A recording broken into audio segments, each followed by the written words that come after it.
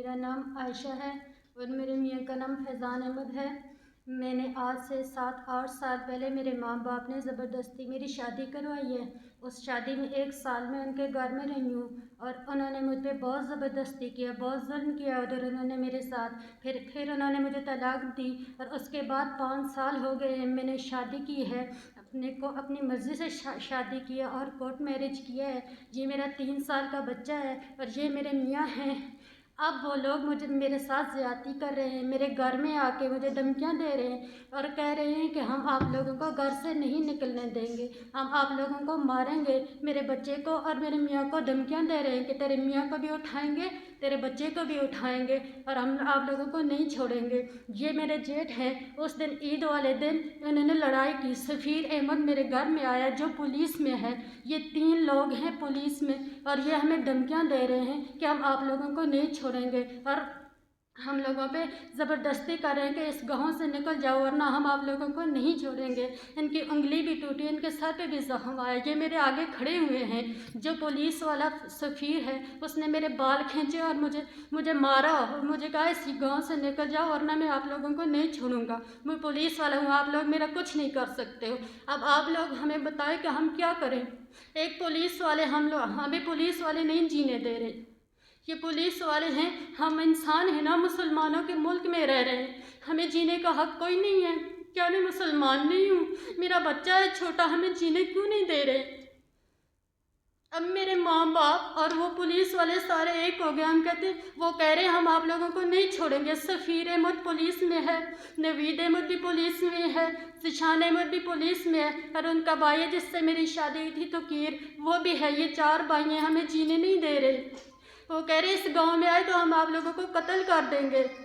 और उनकी 2 बहनें जिन्होंने मुझे ये जो ईद वाले दिन हमारी लड़ाई है इससे पहले वो मुझे धमकियाँ देती है और मेरे घर में आके उसे मुझे मारा है। 3 दफ़ा वो हमला करके आए, 4थी दफ़ा उसका भाई हमला करके आए। क्यों? हम मुसलमानों के मुल्क में नहीं रह रहे?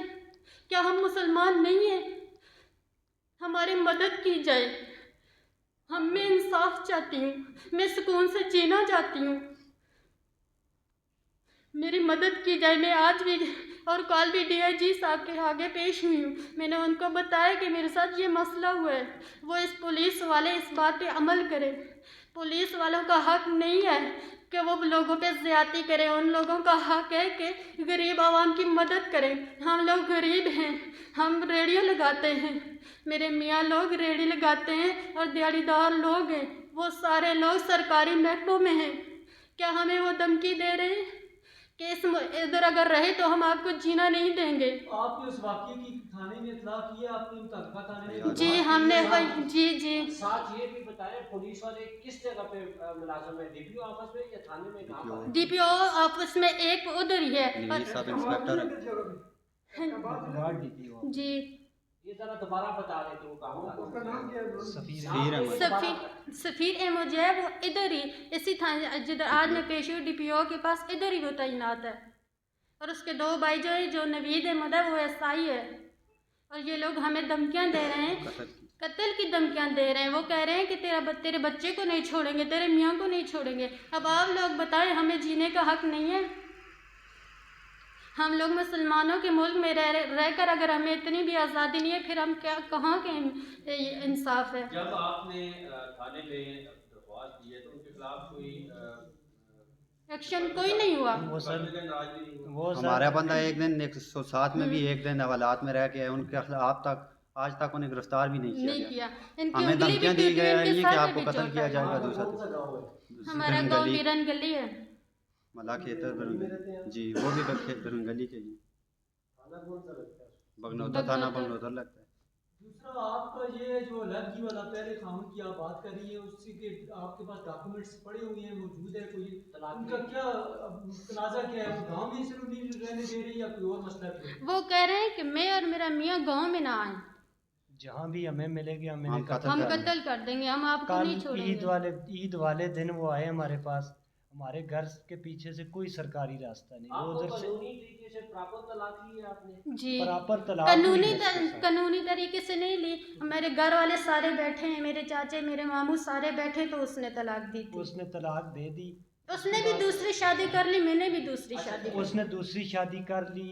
2-4 साल हमने बच्ची और बच्चे को इस्लामाबाद से नहीं आने दिया, इसलिए नहीं इधर आने दिया। 4 साल बाद अब आए, तीसरा हमला ये कर रहे हैं और कह रहे हैं कि हम पुलिस वाले, पुलिस के वजह हम पुलिस वाले हमारा कोई क्या बिगाड़ सकता है।